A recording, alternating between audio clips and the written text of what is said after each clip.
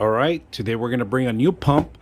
My old one just died on me right now, so my water is getting a little mercury.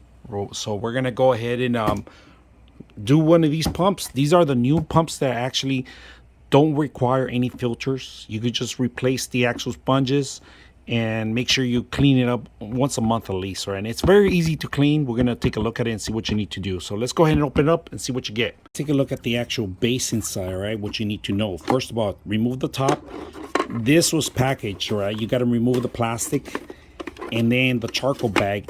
You gotta remove the charcoal bag plastic. And then what you can do is you can lift the whole thing up, and you see down there in the bottom, make sure that that's also removed, that nothing's packaged. All right, so we look like we're clear. Sponges are clear. We're gonna go in there, put that in there, put the sponges back. This goes back in here.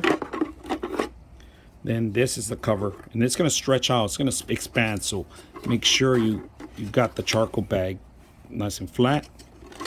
This goes in there. You guys can see this all comes out as one. Sponges here, sponges in the back. Now you could replace the charcoal. I would suggest maybe with some clay balls or something that it could get good bacteria and stuff like that. All right, so we got it set up. Unfortunately, it only came with one actual hose. So when you buy this, they only give you one of these. I actually had to buy the other one. It said it was included in there, but the company, I don't think it does any checking on the product. So when you're buying something like this, be careful.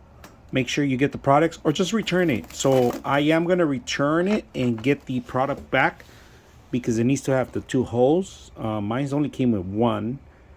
So just be sure that I don't want to cut these. These are actually really fine. And once you cut them, they're kind of hard to prime after. So now what I learned in the filters is that if you have a lot of small shrimp or baby fish, you want to make sure you put an actual sponge on the end. All right, so we're gonna probably do that too, and I do have extra sponges, and I did it over a couple of them, so we are gonna do that. One's going in, one's going out. So the one facing me, all right, this is gonna go in and this is gonna go out. All right, in, this is in, this is out.